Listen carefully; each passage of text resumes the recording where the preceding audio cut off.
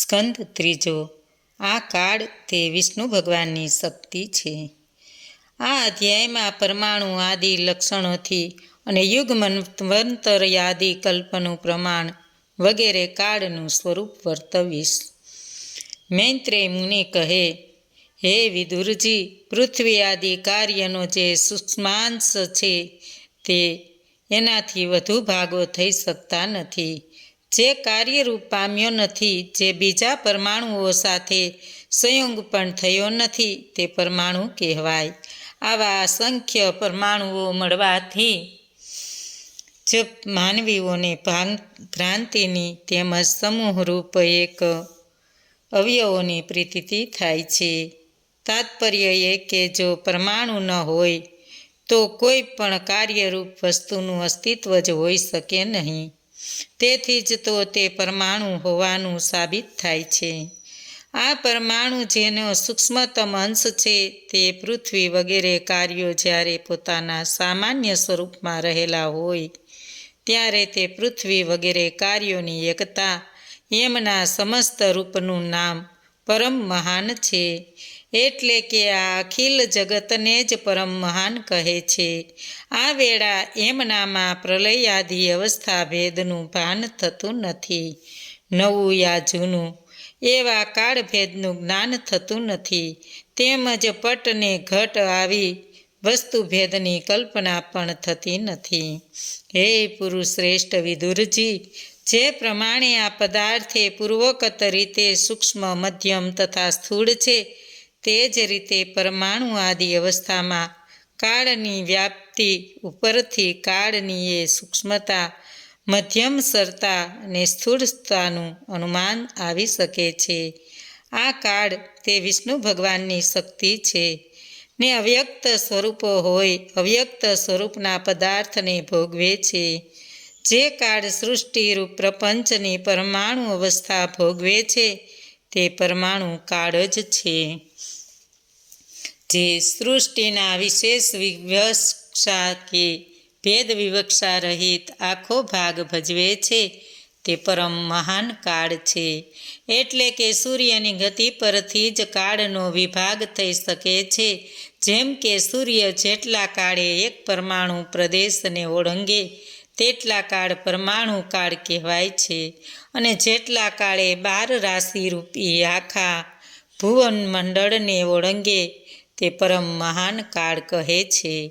એ પરમ મહાન કાળ જ સત્વસર રૂપ હોય વધતો જતો યુગમંતરાદિ છેક 2 પદાર્થ સુધી થઈ શકે છે.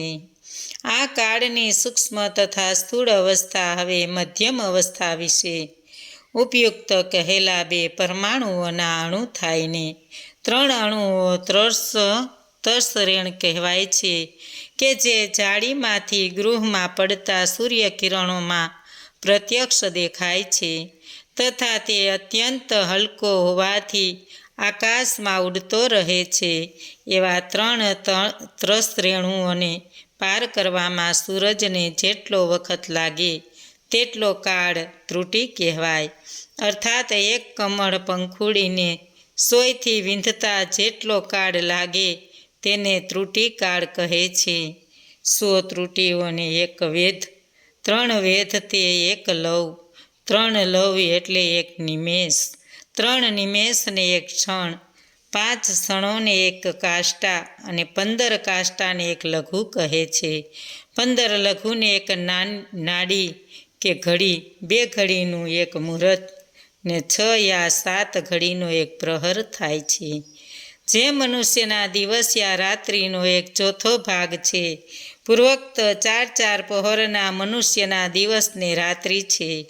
15 રાત્રિ દિવસનું 1 પખવાડિયું, તો વળી પખવાડિયા 2 શુક્લ પક્ષ તથા કૃષ્ણ પક્ષ 2 પખવાડિયાનો 1 મહિનો થાય. ત્યારે પિતૃઓનો 1 રાત્રિ દિવસ થાય. મનુષ્યના 2 માસની 1 ઋતુ અને 6 માસનું 1 અયન થાય. જે ઉત્તર તથા દક્ષિણ 2 છે, આ અયન દેવોનો રાત્ર ને દિવસ છે. મનુષ્યનું 12 મહિનાઓનું મોટામાં મોટું આયુષ્ય 100 વર્ષનું છે એમ વેદમાં કહ્યું છે. કાળના કર્મને ક્રમને ગ્રહો નક્ષત્રો તથા તારામંડળો ગતિ કરનારા કાળ ભગવાન સૂર્ય 1 વર્ષ પોતાના કાળ વડે 12 રાશિઓ રૂપ અખિલ વિશ્વમાં ઘૂમી વળે છે. હે વિદુરજી, 1 વર્ષ કાળના પંચભેદ છે: સત્વત્સર, પરિવત્સર, ઈંડાવત્સર, અનુવત્સર ને વત્સર. એટલે કે આ 5 પ્રકારનું વર્ષ સૂર્ય આદિની ગતિમાં ભેદથી કહેવાય છે.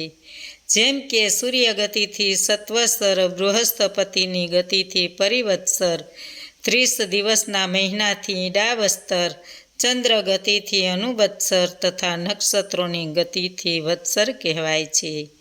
જેને કારણે આ 5 વર્ષ થાય છે તે સૂર્યનારાયણનું તમે પૂજન કરો. પંચભૂતોમાં સૂર્યનારાયણ તેજ સ્વરૂપ છે.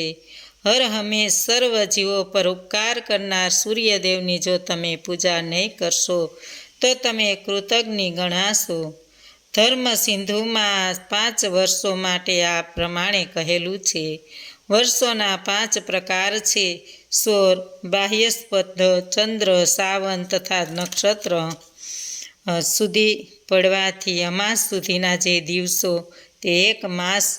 એમ ચૈત્ર ને ફાગણ સુધી 12 મહિના, તેના દિવસો 354. તેમાં 1 અધિક મહિનો આવતા 13 મહિનાઓનું વર્ષ તે ચંદ્ર વર્ષ કહેવાય. એ વર્ષમાં પ્રભવ, વિભવ આદિ નામો છે. મેષ આદિ 12 સંક્રાંતિ સૂર્યએ ભોગવ્યાથી જે વર્ષ 364 દિવસ પૂરું થાય તેને સૌર વર્ષ કહેવાય. જે 360 દિવસનું વર્ષ હોય તે સાવન કહેવાય. 12 નક્ષત્ર મહિના થવાથી થતા વર્ષને નાક્ષત્ર વર્ષ કહેવાય. તેના 324 દિવસો હોય છે. બૃહસ્પતિ મેષ આદિ 12 રાશિઓમાંથી એકમેકને ભોગવે અને જે વર્ષ થાય તે બાહ્યસ્પત્ય વર્ષ કહેવાય. તેના 361 દિવસો હોય. સૂર્યનારાયણ કાળ શક્તિથી બીજ આદિ પદાર્થોની અંકુર પેદા કરવાની શક્તિને વિવિધ પ્રકારે કાર્ય પ્રવૃત્ત કરે છે. માનવીનો મોહ નિવૃત્ત માટે તેમના આયુષ્યનો ક્ષય કરતા આકાશમાં વિચરે છે. તે સકામ જીવોને યજ્ઞાદિ કર્મોથી મળનારા સર્વગાદી મંગળ ફળોનો વિસ્તાર કરે છે. વિદુરજી કહે છે, દેવો, પિતૃ અને માનવીઓનું તેમને વર્ષની ગણતરી પ્રમાણે વધુમાં વધુ શતાયુ આપે કહ્યું. હવે જે અન્ય જ્ઞાનીઓ ત્રિલોકની બહાર હોય છે તેમના આયુષ્યનું માપ મને જણાવો. આપ તો કાળની ગતિ બરાબર જાણો છો, કારણ કે ધીરજનો યોગ સિદ્ધિ થયેલા જ્ઞાન દ્રષ્ટિથી અખિલ જગતને નિહાળે છે. મૈત્રેય મુનિવર કહે, દેવોના 12 સહસ્ત્ર વર્ષો વડે સંધ્યા તથા સંખ્યા સાથે સત્ય, તેત્રા, દ્વાપર તથા કલી એમ ચતુર્યુગો કહ્યા છે. તેમાં ક્રમ મુજબ સત્ય, તેત્રા, દ્વાપર અને કળિયુગના 4, 3, 2 અને 1000 દેવતાય વર્ષોને તે જ પ્રમાણે ક્રમશ તે યુગની સંધ્યા તથા સંધ્યાસના તે 1000થી 2 ગણા 100 વર્ષો જાણવા. દેવતાઓના 12000 વર્ષના 4 યુગ એટલે મનુષ્યના કુલે 43 લાખ ને 20,000 વર્ષ થાય ત્યારે ચતુર્યુગ પૂરા થાય. 8, 6, 4, 200ની સંખ્યાવાળી સંધ્યા તથા સંધ્યાસની મધ્યનો જે કાળ તે યુગ કહેવાય છે. જેના વર્ણાશ્રમ વિષયમાં ધર્મો સ્થપાય છે એમાં પણ સર્વ કીર્તન વગેરે સામાન્ય ધર્મ તો હોય જ છે. સતયુગમાં ધર્મ સંપૂર્ણ 4 શરણવાળો હોય છે. બીજા યુગોમાં ધર્મ વધતા તે 1 ચરણ ઓછો થતો રહે છે. ત્રિલોક બહાર મહાલોક વગેરે બ્રહ્મલોક સુધીના લોકમાં 4000 યુગનો 1 દિવસ અને તેટલી જ રાત્રિ હોય છે. એમાં બ્રહ્માજી નિંદ્રા લે છે. રાત્રિ પૂરો થતાં આરંભેલી સૃષ્ટિની રચના 14 મનુઓ પર્યંત વિસ્તરીને બ્રહ્માજીના આખા દિવસ સુધી ચાલે છે. એટલે કે બ્રહ્માજીના 1 દિવસની લોક સૃષ્ટિમાં 14 મનુઓ થાય છે. 4 યુગની એક ચોકડીની ગણતરીઓ 1 મનુ 71 ચોકડીથી કંઈક વધુ કાળ પર્યંત પોતાનું આયુષ્ય ભોગવે છે. એક મનુના કાળરૂપ તે મન્વંતરોમાં મનુઓ, તેમના વંશજ રાજાઓ, દેવો, સપ્તર્ષિઓ તથા ગંધર્વો આદિ એકી સાથે થાય છે. બ્રહ્માજીની આ સૃષ્ટિને જેમાં ત્રિલોકનું સર્જન થાય છે તે તેમના દરેક દિવસની જેમાં પોતાના પુણ્ય પાપરૂપ કર્મો મુજબ પશુ પંખીઓ, મનુષ્યો, દેવો તથા પિતૃઓ જન્મે છે. દરેક મન્વંતરમાં ભગવાન સદ્ગુણ ધારણ કરીને મનુ વગેરે પોતાની મૂર્તિઓ દ્વારા પરાક્રમો કરી અખિલ વિશ્વનું રક્ષણ કરે છે. પછી કાળક્રમે બ્રહ્માજીની રાત્રિમાં સમસ્ત જગત જેમને વિશે લય પામે છે એવા ભગવાન તમોગુણના લેશનો આશ્રય કરીને પોતાનું પરાક્રમ સમેટી લઈને સર્વ કાર્યથી રહિત થઈને શયન કરે છે. આમ બ્રહ્માજીની રાત્રિ ચાલુ થાય છે. ભૂરુ, ભુવર અને સ્વર એ ત્રણેય લોક એ ભગવાનમાં જ છે, લય પામે છે. સૂર્ય ચંદ્ર પણ દૂર થાય છે. પ્રભુનું શક્તિરૂપ સંકર્ષણના મુખના અગ્નિ વડે ત્રિલોક બળવા માંડે છે. ત્યારે ભૃગુ વગેરે ઋષિઓ તેના તાપથી પીડિત થઈને મહલોકથી જનલોક ચાલ્યા જાય છે. એટલામાં પ્રલય કાળને લીધે વધેલા સમુદ્રો, જોરથી ફૂંકાતા પ્રપંચ વાયુથી ઉછળતા તરંગોવાળા થઈને તરત ત્રણેય જગતને ડૂબાડે છે. પછી તે શેષનાગરૂપી સૈયાવાળા તથા જનલોકમાં વસનારા લોકોની સ્તુતિ કરતા શ્રી વિષ્ણુ ભગવાન યોગ નિંદ્રા વડે નેત્રકમળો બીડી દે છે. આમ કાળની પરમાણુ આદિ ગતિથી જણાવેલા રાત્રિ દિવસો યુક્ત છતાં બ્રહ્માજીનું તે 100 વર્ષનું આયુષ્ય વીત્યું છે. બ્રહ્માજીના આયુષ્યનો અડધો ભાગ તે પરાધ કહેવાય. પૂર્વ પરાધ તો આયુષ્યમાંથી વીતી ગયો છે. હાલ તેનો દ્વિતીય પરાધ ચાલુ છે. બ્રહ્માજીના આયુષ્યના પૂર્વ પરાધની આદિમાં મહાન બાહ્યકલ્પ હતો. તેમાં જ બ્રહ્માજી ઉત્પન્ન થયા હતા. તેથી તો તેમને શબ્દ બ્રહ્મ કહે છે. તે જ બ્રહ્માજીના પૂર્વ પરાધને અંતે જે કલ્પ હતો તેને પાદ્યકલ્પ કહે છે. પાદ્યકલ્પમાં શ્રી વિષ્ણુના નાભિ સરોવરમાં ત્રિભુવનાત્મક પદ્મ થયું હતું. તેમાં શ્રી હરિએ વરાહ રૂપે અવતાર લીધો હતો. હમણાં ચાલતો આ શ્વેત વરાહ કલ્પ બ્રહ્માજીના આયુષ્યના દ્વિતીય પરાધનો પ્રારંભ થયો. બ્રહ્માજીનો આયુષ્યનો આ 2 પરાધ નામે જે સમસ્ત કાળ છે તે કાર્ય ઉપાધિથી શૂન્ય ને તેથી જ અનાદિ અનંત એવા જગત કારણ પ્રભુને માત્ર એક નિમેષ કાળ ઉપર ઉપચારથી કહેવાય.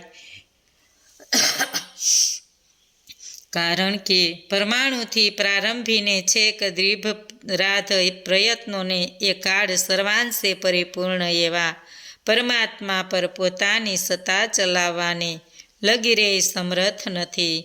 કેવળ જીવો પર જ તેમનું સામર્થ્ય ચાલે છે. આ બ્રહ્માંડ 16 વિકારો, 5 મહાભૂતો તથા 11 ઇન્દ્રિયોથી યુક્ત હોય.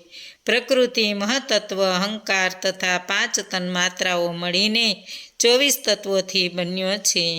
આ બ્રહ્માંડ કોષ કે જે આંતરિક ભાગમાં 50 કરોડ યોજન વિસ્તારવાળા તથા બાહ્ય ભાગમાં ઉત્તરોત્તર 10 ગણા વિશાળ પૃથ્વી આદિ પિંડોથી વીંટળાયેલો છે.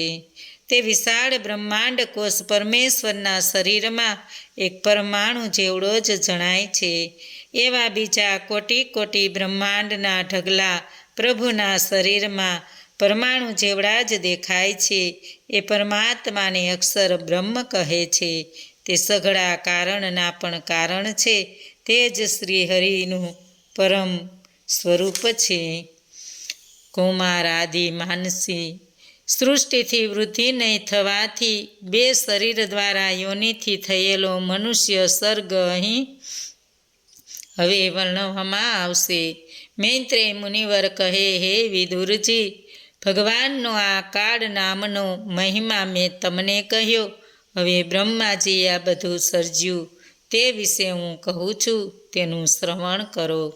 બ્રહ્માજીએ રચેલી સૃષ્ટિમાં સૌ પ્રથમ તમસ, મોહ, મહામોહ, તામિસ્ત્ર અને અંધતામિસ્ત્ર આ 5 અવિધા ઉત્પન્ન કરી. તમસ એટલે સ્વરૂપનો પ્રકાશ, મોહ એટલે શરીર આદિ પર આ અહમ બુદ્ધિ, મહામોહ એટલે વિષયેચ્છા, તામસ્ત્રી એટલે વિષય ભોગેચ્છામાં કોઈક રીતે અટકાયત થતા ક્રોધ આવો તે, તથા અંધતા મિશ્ર એટલે વિષય ભોગમાં સાધનોનો નાશ થતા હું મરી ગયો એવી બુદ્ધિ થવી તે. અતિ પાપી આ સૃષ્ટિ દેખીને તેને સર્જનારા સ્વ આત્માને બ્રહ્માજીએ યોગ્ય ગણ્યો નહીં. પછી તેમણે પ્રભુના ધ્યાનથી પવિત્ર શુદ્ધ મન વડે સનક, સનંદન, સનાતન અને સનતકુમારીએ 4 મુનિઓ રૂપી બીજી સૃષ્ટિનું સર્જન કર્યું. એ મુનિઓ સર્વ ક્રિયાઓથી રહિતને ઉદ્ધવ રેખા હતા. બ્રહ્માજીએ પુત્રોને કહ્યું, હે વત્સો, તમે પ્રજાઓ ઉત્પન્ન કરો. પરંતુ પુત્રોને ઈચ્છ્યું નહીં, કારણ કે તે મોક્ષ ધર્મની ઈચ્છા ધરાવતા હતા. ભગવાન શ્રી કૃષ્ણના તત્પર રહેતા હતા. પોતાની આજ્ઞાનો અનાદર કરનારે પુત્રોએ આમ પોતાનું અપમાન કર્યું હતું.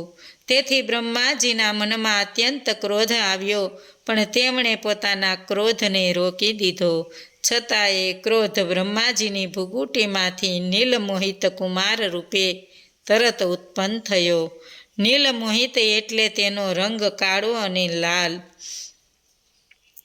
દેવતાઓના પૂજન ભગવાન શંકર ઉત્પન્ન થઈને જ રડવા લાગ્યા અને કહેવા લાગ્યા, હે પિતા, હે જગદગુરુ, તમે મારા નામ પાડો ને રહેઠાણ કરો. ત્યારે બ્રહ્માજીએ કલ્યાણી વાણીથી કહ્યું, તું રડ નહીં, હું તારા નામ સ્થાન કરું છું. તું ઉત્પન્ન થતાં જ ઉદેગ પામેલા બાળકની જેમ રડ્યો, તેથી પ્રજા તને રુદ્ર નામે જાણશે. પ્રાણ, ઇન્દ્રિયો, હૃદય, વાયુ, આકાશ, અગ્નિ, જળ, સૂર્ય, ચંદ્ર, પૃથ્વી તથા તપ એ સ્થાનો મેં તારા માટે પહેલેથી જ નક્કી કર્યા છે. શિવ, મહાન, મહેશાન, મનુ, મન્યુ, ઋતુધ્વજ, ઉગ્રરેતજ, વામદેવ, ધૂતવ્રત, કાળ, ભવ એ 11 નામો તારા જાણીતા થશે. હે રુદ્ર, ઉમા, ઉષના, વૃદ્ધિ, આપસ, નિયુત, અંબિકા, ઈરાવતી, ઈલા, દીક્ષા અને સુધા એ 11 રુદ્રાણીઓ તારી સ્ત્રીઓ થશે. એ નામો અને સ્થાનો તું તારી સ્ત્રીઓ સાથે ગ્રહણ કર અને એમાંથી યુક્ત થઈને તું અનેક પ્રજાઓને ઉત્પન્ન કર, કારણ તું પ્રજાપતિ છે. બ્રહ્માજીની આવી આજ્ઞા થતાં રુદ્ર ભગવાને પોતાના બળ, આકૃતિ, સ્વભાવ થકી પોતાના જેવી જ પ્રજા, ભૂત, પ્રેત, પિશાચ વગેરે ભયંકર પ્રજાઓ ઉત્પન્ન કરવા માંડી. રુદ્ર ભગવાને સર્જેલી એ ભયંકર પ્રજાઓના અસંખ્ય બંધ ટોળાને ચોપાસથી જગતને ગળી જતા જોઈને બ્રહ્માજી શંકા કરવા લાગ્યા કે આ રુદ્રએ ઉત્પન્ન કરેલી પ્રજાઓ તો બીજાઓને સર્જેલી બધી પ્રજાઓને ગ્રસી જશે. બ્રહ્માજી રુદ્રદેવને કહે, હે દેવોત્તમ, આ પ્રજાઓ તો પોતાની ઉગ્ર દ્રષ્ટિથી સમસ્ત દિશાઓને મારી સાથે બાળી નાખે છે. માટે આવી પ્રજાઓ પેદા ન કરો, પણ જીવ માત્રને સુખદાય તપ કરો, તમારું કલ્યાણ થાઓ. તમે તપથી જ પૂર્વની જેમ જગતનું સર્જન કરી શકશો, કારણ કે તપથી જ પુરુષ પ્રાણી માત્રના હૃદયમાં વસનાર પરમ જ્યોતિ રૂપને ઇન્દ્રિયાતીત ભગવાનને અનાયાસે મેળવે છે. મૈત્રેય મુનિવર કહે, બ્રહ્માજીએ ઉપર પ્રમાણેની આજ્ઞા કરી એટલે વાણીપતિ બ્રહ્માજીની પ્રદક્ષિણા કરીને બહુ સારું કરીને રુદ્ર ભગવાન તપ કરવાને ઘોર વનમાં ગયા. પછી ભગવાનની શક્તિયુક્તએ બ્રહ્માજી સૃષ્ટિની રચના અંગે વિચારવા લાગ્યા. એટલામાં લોકરચનાના કારણભૂત તેમનાથી 10 પુત્રો થયા. તે મરીચી, અંગીરસ, અત્રિ, પુલહ, પુલસ્ય, ભૃગુ, કર્તુ, દક્ષ, વસિષ્ઠ અને 10મા નારદ. તેમાં નારદ બ્રહ્મદેવના અંક ખોળામાંથી, વસિષ્ઠ પ્રાણથી, દક્ષ અંગૂઠામાંથી, હાથમાંથી, કર્તુ ચામડીમાંથી, ભૃગુ નાભીમાંથી, પુલહ નેત્રોમાંથી, અત્રિ મનથી, મરીચી નારાયણનું સ્થાનરૂપ બ્રહ્માજીના જમણા સ્કંધમાંથી ધર્મ અને પીઠમાંથી અધર્મ થયો છે, કે જેનાથી પ્રાણી માત્રનું સ્થાનરૂપ બ્રહ્માજીના જમણા સ્કંધમાંથી ધર્મ અને પીઠમાંથી અધર્મ થયો. ભયંકર મૃત્યુ, જેનાથી પ્રાણી માત્રનું ભયંકર મૃત્યુ નિપજે છે. તો વળી બ્રહ્માજીના હૃદયમાંથી કામ, ભૂકુટીમાંથી ક્રોધ, ઓઠમાંથી લોભ, મુખમાંથી વાણી, લિંગથી સમુદ્રો, ગુદામાંથી પાપો, આશ્રય રૂપ નૈઋતિ રાક્ષસ ઉત્પન્ન થયો. જગત કરતા બ્રહ્મદેવની છાયામાંથી દેવહૂતિના પતિ કદર્મ મન તથા શરીરથી જગત ઉત્પન્ન થયું. હે વિદુરજી, બ્રહ્માજીએ પોતાની સુંદર મનહર પુત્રી તે ઈચ્છતી નહોતી, છતાં કામસક્ત થઈને વિષય ભોગ માટે ઈચ્છી હતી. જેમણે અધર્મમાં બુદ્ધિ કરી હતી એવા તે પિતાને જોઈને મરીચી આદિ મુનિઓએ આપનું કહેવું માનશે એવા વિશ્વાસપૂર્વક તેમને સમજાવ્યા. તમે સામર્થ્યવાન છો, તોય કામને વંશ ન કરીને પુત્રી પ્રત્યે વિષય વાસનાથી ગમન કરો. એવું નિંદાજનક કૃત્ય તમારાથી પૂર્વે થયેલાઓએ પણ હજી કર્યું નથી, ને હવે પછી કરશે, બીજો કોઈ કરશે પણ નહીં. તેજસ્વી પુરુષોને પણ આવું નિંદકર્મ કીર્તિ આપનારું નહીં જ હોય, કારણ કે તેમના ચરિત્રને અનુસરવાથી જ લોકો પણ કલ્યાણ પામે છે. હે પિતા, તેજસ્વી પુરુષો આવું નીચ કર્મ આચરે તો જે કર્મ શ્રેષ્ઠ પુરુષો આચરે છે તે તેને બીજા સામાન્ય જનોએ આચરે છે, ને તે શ્રેષ્ઠ પુરુષ જે કંઈ કરે છે તેને બીજા પ્રમાણ ગણીને અનુસરે છે. ગીતાના વચન મુજબ જો તમે અનાચારી થશો તો સૌ લોકો પણ દુરાચારી થઈને ભ્રષ્ટ થશે ને નરકાદિના અધિકારી થશે. જેમણે આત્મામાં રહેલા વિશ્વને સ્વતેજથી પ્રગટ કર્યું છે તે આપ ભગવાનને અમારા નમસ્કાર. આપ ધર્મ રક્ષક છો. આમ કહેતા પુત્રને સાંભળીને પિતામહ બ્રહ્માજીએ શરમના માર્યા પોતાના દેહનો ત્યાગ કર્યો, એટલે કે શરીર દિશાઓને ગ્રહણ કર્યું, કે જેને ધુમ્મસ કે અંધારું કહેવામાં આવે છે. પછી એકવાર બ્રહ્માજીએ વિચાર્યું, પૂર્વકલ્પમાં લોકો જેમ હળી મળીને રહેતા હતા તેવા લોકોને હું સી રીતે સર્જીશ. આવા વિચાર થતાં જ તેમના મુખમાંથી ચતુર્વેદ થયા. હોતા વગેરે 4 ઋત્વિજોના કર્મો, યજ્ઞો ને વિસ્તાર, ઉપવેદો, ન્યાયો, ધર્મના 4 ચરણો, 4 આશ્રમો તથા એ 4 આશ્રમોની આજીવિકાઓ પણ ઉત્પન્ન થઈ. વિદુરજી કહે, હે તપસ્વી, પ્રજાપતિઓના ઈશ બ્રહ્માજીએ મુખ વડે 4 વેદો ઉત્પન્ન કર્યા. તો એ દેવે જે મુખથી જે વેદ ઉત્પન્ન કરેલા તે વિશે મને કહો. મુનિવર મૈત્રેયજી કહે, બ્રહ્માજીએ આગળના મુખમાંથી ઋગ્વેદ, જમણા મુખેથી યજુર્વેદ, પાછળના મુખેથી સામવેદ અને ઉત્તર તરફથી મુખથી અથર્વવેદને ઉત્પન્ન કર્યા. તે જ રીતે શાસ્ત્ર કર્મ, ઈજ્જા કર્મ, સ્તુતિ સ્તોત્ર તથા પ્રાયશ્ચિતને પણ ક્રમશ ઉત્પન્ન કર્યા. શાસ્ત્ર કર્મ હોતાનું કર્મ છે, ઈજ્જા કર્મ દ્રવ્યનું કર્મ છે જે દ્રવ્ય ત્યાગરૂપ હોય છે, ઉદ્ગાતાનું કર્મ સ્તુતિત્વમ છે, પ્રાયશ્ચિત બ્રહ્માજીનું કર્મ છે. વળી આર્યુવેદ, ધનુર્વેદ, ગાંધર્વવેદ, વિશ્વકર્માના સ્થાપ્યત વેદ, શિલ્પશાસ્ત્રને પણ બ્રહ્માજીએ પોતાના પૂર્વ, દક્ષિણ, ઉત્તર અને પશ્ચિમ તરફના મુખથી ઉત્પન્ન કર્યા. પુરાણ તથા ઇતિહાસ રૂપી 5મો વેદ તે બ્રહ્માજીએ બધા મુખોથી ઉત્પન્ન કર્યા. તદુપરાંત પૂર્વ મુખથી ષોડશી અને ઉકર્થ યજ્ઞને દક્ષિણ મુખથી, અગ્નિષ્ટોમ યજ્ઞ પશ્ચિમ મુખથી, આપ્ત્યો યામ અને અતિરાત્ર યજ્ઞને અને ઉત્તર મુખથી, વાજપેય તથા ગોસવ યજ્ઞને ઉત્પન્ન કર્યા હતા. વળી ક્રમશ પૂર્વ દિશા, દક્ષિણ, પશ્ચિમ અને ઉત્તર મુખોમાંથી વિદ્યા, દાન, તપ અને સત્ય એ 4 ધર્મોના ચરણો તથા બ્રહ્મચર્ય, ગૃહસ્થ, વાનપ્રસ્થ તથા સંન્યસ્ત આશ્રમો તેની આજીવિકાઓ સહિત ઉત્પન્ન કર્યા. ગૃહસ્થ આશ્રમની આજીવિકા 4 પ્રકારની છે. ખેતીની આજીવિકા, યજ્ઞયાગ નામની આજીવિકા, કાંઈ પાસે માગ્યા આ આજીવિકા ચલાવતી તે શાલીન આજીવિકા, અને બજારમાં વેચતા ખરીદતા અને આપમેળે વેરાયેલા દાણા વીણીને આજીવિકા ચલાવી તે શિલોચ્છ આજીવિકા છે.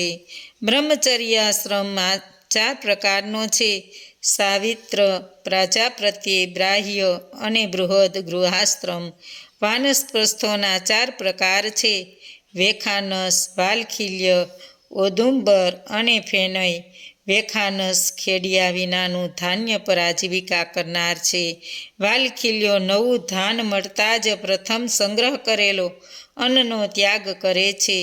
ઔદુંબરો સવારમાં ઉઠીને જે દિશા ભણી જુએ તે દિશામાંથી આણેલા ફળ વગેરે પર આજીવિકા કરે છે. ફેનયો આપોઆપ પડેલા ફળ પર જીવે છે. સંન્યાસી આશ્રમના 4 ભેદો છે: કુટીચક્ર, બહુધક, હંસ તથા નિષ્ક્રિય પરમહંસ. કુટીચંગ સંન્યાસી પોતાના આશ્રમમાં કર્મોને જ મુખ્ય ગણે છે. બહુધક પોતાના આશ્રમ કર્મને ગૌણ ગણીને જ્ઞાનને જ મુખ્ય ગણે છે. જ્યારે હંસ કેવળ જ્ઞાનના અભ્યાસમાં જ લીન રહે છે અને નિષ્ક્રિય તત્વ વસ્તુનો સાક્ષાત્કાર પામેલો હોવાથી સઘળી ક્રિયાઓનો ત્યાગ હોય છે. આ 4 સંન્યાસીઓ એકબીજાથી શ્રેષ્ઠ છે. વળી બ્રહ્માજીના પૂર્વ મુખમાંથી મોક્ષ વિદ્યા, દક્ષિણ મુખમાંથી ધર્મ વિદ્યા, પશ્ચિમ મુખમાંથી કામ વિદ્યા તથા ઉત્તર મુખમાંથી અર્થ વિદ્યા ઉત્પન્ન થઈ. ભૂ, ભવ, સ્વઃ, મહ એ 4 વ્યહાતિઓ પણ બ્રહ્માજીના પૂર્વ, દક્ષિણ, પશ્ચિમ અને ઉત્તર મુખમાંથી ઉત્પન્ન થઈ. અને ઓમકાર બ્રહ્મદેવના હૃદય આકાશમાંથી ઉત્પન્ન થયો. બ્રહ્માજીના રૂવાટામાંથી ઉષ્ણિક છંદ, ત્વચામાંથી ગાયત્રી, માંસમાંથી ત્રિષ્ટુપ, સ્નાયુ નાડીથી અનુષ્ટુપ, હાડકામાંથી જગતી, મજ્જામાંથી પંક્તિ અને પ્રાણથી બૃહસ્પતિ છંદ થયો. ક થી મ સુધીના અક્ષરો બ્રહ્માજીના જીવરૂપે થયા. આ વગેરે સ્વરો તેમનું શરીર કહેવાય છે. સ, શ, સ, હ એ ઉષ્માક્ષરો ઇન્દ્રિયો છે. ય, ર, લ, વ 4 અંતરિક્ષ અક્ષરો બળ છે. અને 7 સ્વરો નિષાદ, ઋષભ, ગાંધાર, ષડજ, મધ્યમ, ધૈવત અને પંચજ બ્રહ્માજીની ક્રીડામાંથી થયા છે. આમ બ્રહ્મદેવ શબ્દ સ્વરૂપ છે. વેખરી વાણી તથા ઓમકારના પણ આત્મા છે. તેથી તેમને અનેક પ્રકારની શક્તિઓથી વૃદ્ધિ પામેલા વ્યાપક પરબ્રહ્મનો નિત્ય સાક્ષાત્કાર થાય છે. બ્રહ્માજીએ પ્રથમ પોતાના કામાસક્ત દેહ ત્યાગ્યો હતો. તે ધુમ્મસ, ઝાકળ ને અંધકારરૂપ થયું હતું. તેથી હવે તેમણે બીજું શરીર ગ્રહણ કરીને સૃષ્ટિની રચના કરવાની ઈચ્છા કરી હતી. હે વિદુરજી, મરીચી આદિ ઋષિઓ અત્યંત પરાક્રમી હતા. તેમને સૃષ્ટિનો વિસ્તાર નહીં થયેલો જાણીને બ્રહ્મદેવે તેમને વૃદ્ધિ કરવાનો વિચાર કર્યો હતો કે આશ્રયની વાત છે કે હું હંમેશા સૃષ્ટિના વિસ્તાર માટે કાર્ય કરું છું, છતાં મારી પ્રજાઓ વૃદ્ધિ પામતી નથી. તો તેમાં નક્કી દેવ જ વિધાતક છે. આમ માનીને તે સૃષ્ટિની વૃદ્ધિને માટે યોગ્ય પ્રયત્ન કરીને ઈશ્વર કૃપાને માટે થોભ્યા. ત્યાં તો તેમના દેહના ટુકડા થઈ ગયા, જેને લોકો કાય કહે છે. આજે પણ લોકો શરીરને કાય કહે છે.